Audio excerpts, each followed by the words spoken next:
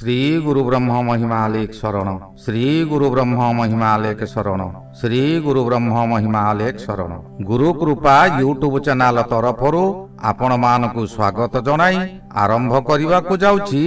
बृहस्पति देवगुरु बृहस्पतिंकर वृष राशि मिथुन राशि को गोचर रे गमन करिवार फल। एही गोचर फल 2025 अक्टोबर 17 तारिख पर्यंत प्रत्येक राशि को भल मंद फल मिलिबो।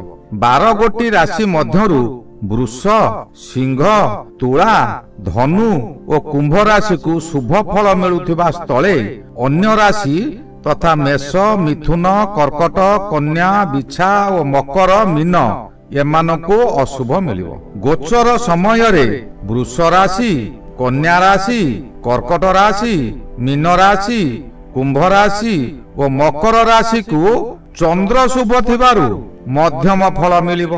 वृष राशि, तुला राशि और कुंभ राशि को अति शुभ फल मिलुथिबा स्थले सिंह और धनु राशि को खाली शुभ फल मिलिबो। अशुभ फल मेष राशि गोचर रे अशुभ और चंद्र अशुभ हेतु अति अशुभ फल मिलिबो। यह व्यतीत गोचर समय रे निजर जन्म नक्षत्र बृहस्पतिंकर केउ अंगरे पड़ुछि और ताहार फलाफल मध्य भोगिबाकू पड़िबो। एबे देखिबा केउ नक्षत्र केउ अंग को चिन्हित करूछंती। बृहस्पति मृगशिरा नक्षत्र रे थाई मिथुन राशि को गोचर करूछंती। एणु मृगशिरा, आद्रा, पुनर्वसु, पुष्या एही 4 गोटी नक्षत्र मस्तक रे पड़ुछंती। मस्तक रे थिबारु राज्य पद लाभ हेबो। अश्लेषा कर्कट, मघा सिंह, पूर्वा फाल्गुनी सिंह, उत्तरा फाल्गुनी सिंह बृहस्पतिंकर दक्षिण हस्ते पड़ुथिबारु परम सुख प्राप्ति मिलिबो। कंठरे हस्ता नक्षत्र थिबारु हस्ता कन्या को धन संपद वृद्धि हेबो। चित्रा, स्वाति, विशाखा, अनुराधा, ज्येष्ठा हृदय रे पड़ुथिबारु प्रीति लाभ हेबो बा सुख मिलिबो। मूला नक्षत्र, पूर्वाषाढ़ा नक्षत्र, उत्तराषाढ़ा नक्षत्र दक्षिण पादरे पड़ुछंती।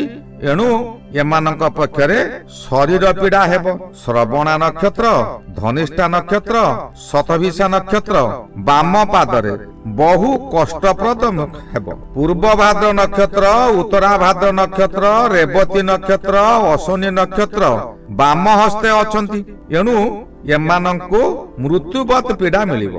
दीजा नक्षत्र, कृतिका नक्षत्र, रोहिणी नक्षत्र ए 3 गोटी नक्षत्र सुख लाभ मिलिबो। एथुरु जणा गला जे दीजा, कृतिका, रोहिणी, मृगशिरा, आद्रा, पुनर्वसु, पुष्या, अश्लेषा, मघा, पूर्वा फाल्गुनी, उत्तरा फाल्गुनी, हस्ता, चित्रा, स्वाति, विशाखा, अनुराधा, ज्येष्ठा एही 17 गोटी नक्षत्र रे जन्म लाभ करिथिबा व्यक्ति मानकर अति शुभ फल मिलिबो। बृहस्पति मिथुन राशि को गोचर करूछंती। एणु मेष राशि को तृतीय हेबे, शरीर पीड़ा हेबो। वृष राशि को द्वितीय हेबे, धन लाभ। मिथुन को जन्म हेबे, मनरे भय जात हेबो। कर्कट को द्वादश, मानसिक पीड़ा बा व्यय वृद्धि हेबो। सिंह राशि को एकादश, भूमि लाभ, संतान लाभ, अर्थ प्राप्ति हेबो। कन्या राशि को दशम, प्रत्येक स्थान रे पराजित, प्रीति हानि, प्रणय हानि हेबो। तुला राशि को नवम, धर्म कार्य, धर्म वृद्धि और भाग्य रे उन्नति हेबो। बिच्छा राशि को अष्टम, अष्टम बृहस्पति धन हानि कराइबो, स्वास्थ्य हानि कराइबो, मान हानि मध्य कराइबो। धनु राशि को सप्तम बृहस्पति हेउचंती सम्मान लाभ, धन लाभ, राज पूजा। मकर राशि को पेट रोग हेबो, अजथारे शत्रु वृद्धि हेबे। कुंभ राशि को पंचम बृहस्पति अचानक धन वृद्धि हेबो, सम्मान लाभ हेबो। पश्चिम दिगरे अधिक धन प्राप्ति और सुख लाभ मिलिबो। मीन राशि को बहु धन हानि हेबो, अप्रियता हेबो।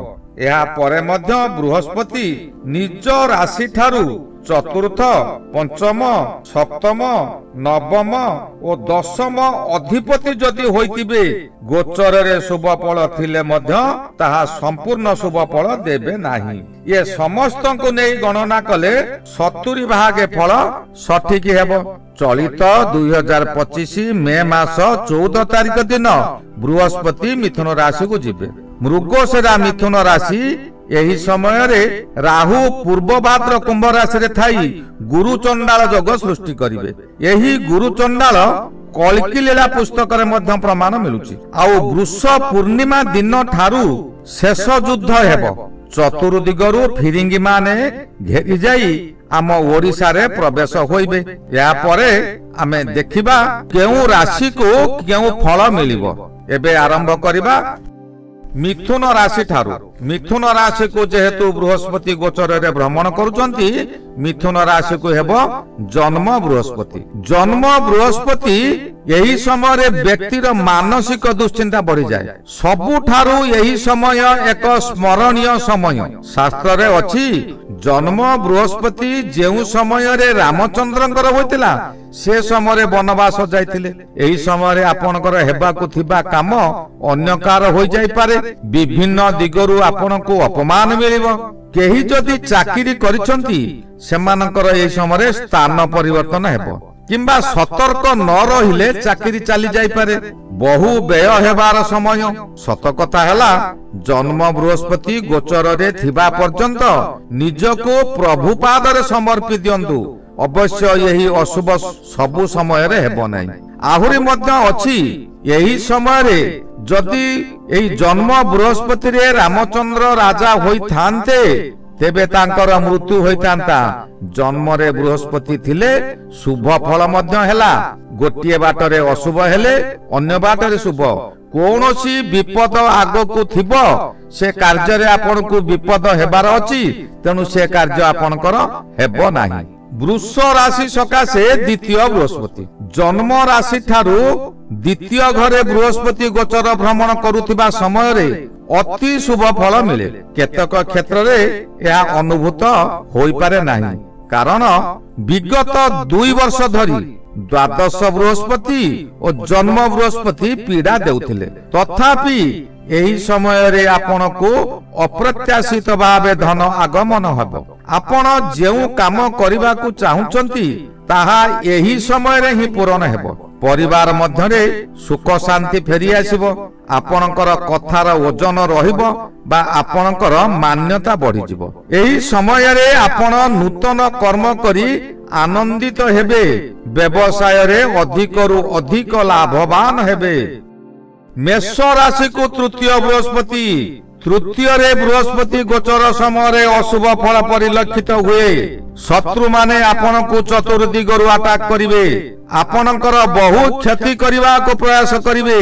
तृतीय स्थान भाई भौणी को स्थान होइतिबारु भाई भौणी माने प्रबल मात्रा रे विरोध करिवे। कर्मस्थली रे आपणकर कर्मचारी माने आपणक सहित असहयोग करिवे। व्यवसाय क्षेत्र रे बहु मांदा अवस्था उपजिब। धार करज बढ़ी बढ़ी जीव। मानसिक स्थिति बिगिड़ी जीवा कारणरू आपण को रोग मारी बसिब। यही समय रे बंधु बांधव मध्यरु दुख खबर पाई आपण भांगी पड़िबे। मीन राशि सकाशे चतुर्थ बृहस्पति। मीन राशि अधिपति बृहस्पति चतुर्थ रे भ्रमण करुचंती। चतुर्थ रे बृहस्पति भ्रमण करिबा समय रे पूर्व अशांति आपणकर बढ़ी बढ़ी जीव। बोझ उपरे ललिता बिड़ा सदृश्य हेबो। आपण बहु भय भितरे अतिबाहित करिवे। कौनसी ठारू मृत्यु संवाद पाई अधिक दुखी हेबे।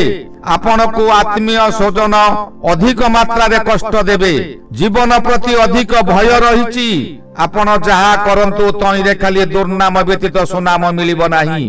प्रत्येक स्थान रे विरोधर सम्मुखीन हेबे। कुंभ राशि सकाशे पंचम बृहस्पति। पंचम रे जेउ समय रे बृहस्पति चलन होंती से समय रे धन धान्य रे भरपूर करंती। नूतन वस्त्र व्यवहार करांती। अर्थात यही समय रे गृह रे किछि ना किछि मांगलिक कार्यक्रम अनुष्ठित हुए। से समय रे नूतन वस्त्र व्यवहार करिबा स्वाभाविक। नूतन गहना नूतन रत्न लाभ जोग मध्य अछि व्यवसाय रे आशा ठारू अधिक लाभवान हेबे साहित्यिक माने आलोचना रे भाग नेई पुरस्कृत हेबे शिल्प कला रे नाम विकसित हेबो पंचम गृह संतान गृह ओ बृहस्पति संतान कारक होइतिबारु संतान प्राप्ति जोग मध्य रहुची राज सम्मान भली सम्मान मिलिबो या ज्ञान गृह होइतिबारु अधिक ज्ञान प्रसार हेबो विशेष करी एई समय कुंभ राशि व्यक्ति माने खुशी रे रहिबे मकर राशि सकाशे षष्ठ बृहस्पति षष्ठ रे बृहस्पति गोचर समय रे शरीर रे हठात रोग प्रवेश करिवो कौनसी कारणरू आपण ऋण करज रे बुड़ी रहिबे निज लोक माने शत्रु पालटि जिबे आपण किंग कर्तव्य मूड होई हताश होई पड़िबे एहा कोन हेउछि बोली भाबी पारिबे नाही शत्रु माने आपण को बहु जंत्रणा देबे एपरि समय आसीबो आपण लुकायित रहिबा को बाध्य हेबे विभिन्न दिगरु अशांति घटी आसीबो बहु कषण पाइबे धनु राशि सकाशे सप्तम बृहस्पति सप्तम रे बृहस्पति जेउ समय रे भ्रमण करुथांती से समय रे खाली शुभ ही शुभ फल मिले निज चेष्टा रे आपण प्रत्येक कार्य करी सफलता पाइबे स्वामी स्त्री एक मन होई चलिबे जे कोनोसी कार्य कले उभयं को सहाय्य करिवे अविवाहित मानकर विवाह अचानक हेबो जेउ मानकर संतान हेउ नाहंती सेमाने पंचमाधिपतिकर पूजा पाठ कले संतान प्राप्ति होई पारे आत्मीय स्वजन माने आपनकर मनोबल वृद्धि कराइबे एही समय रे आपण तीर्थ यात्रा करी पुण्य अर्जन करिवे बिच्छा राशि सकाशे अष्टम बृहस्पति अष्टम रे बृहस्पति भ्रमण काल रे अशुभ फलमान मिले आपण जहा करिवे तहि रे आपण व्यर्थ हेबे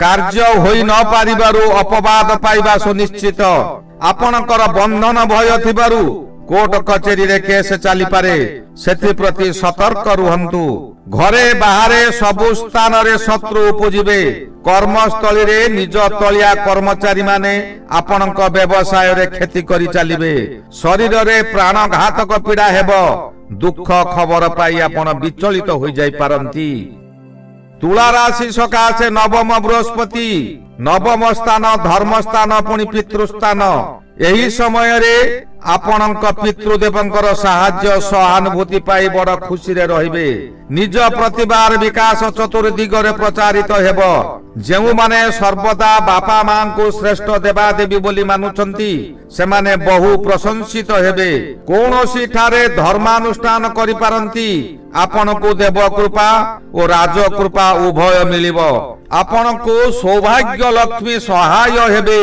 एही गृह जाया गृहर तृतीय गृह होइतिबारु जायांकर शरीर सुस्थ रहिबो अविवाहित मानकर मध्य विवाह एही समय होई पारे ज्ञान स्थान होइतिबारु आपणकर ज्ञान वृद्धि हेबो कन्या राशि सकाशे दशम बृहस्पति भ्रमण समय रे समस्त दिगरु विपद मारी आसे दुर्गति पिछा छाड़े नाही निज मनर दंभ जोगु बहु विपद रे पड़िथांती बहु स्थान रे निजर मर्यादा हानि घटिबो आपणक कथा एपरि हेबो जे आपणक लोक मान ही प्रथमे शत्रु भाबिबे आपण जेते बड़ पदवी रे थांतु ना काहेकि आपणक कथा को केही हेले सुनिबे नाही निज संतान माने अमानिया होई निज इच्छा रे कार्य करि बसिबे एही समय रे आपणकर पदच्युति होई पारे जमी बाड़ी रे गंडगोल लागि पारे कोर्ट कचेरी केस होई पारे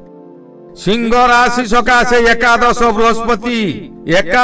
बृहस्पति भ्रमण करुथिबा समय रे व्यक्ति को भिखारी रु राजा बनाई दिए हठात चतुर्दिगरु अर्थ आमदानी हेबो जे कोनोसी कार्य करंतु तहि रे खाली लाभ ही लाभ मिलिबो आपणकर जेउ माने शत्रु थिले सेमाने मित्र होई आपणक आज्ञा को अनाई रहिबे आपणक उच्च कर्तृपक्ष आपणको प्रशंसा करिवे आपण किपरि कार्य करूचंती ताको अन्य माने अनुकरण करिवे एही समय रे मांगलिक कार्यक्रम गृह रे हेबो नूतन पदवी पाइबे निसंतान व्यक्तिंकर संतान प्राप्ति हेबार संभावना अविवाहित मानकर विवाह होई पारे खुशी रे दिन गुडी कबितिबो कर्कट राशि सकाशे द्वादश रे बृहस्पति भ्रमण करुथिबा समय रे ଆପଣଙ୍କର ମଥା ବିଚଳିତ ହୋଇପାରେ।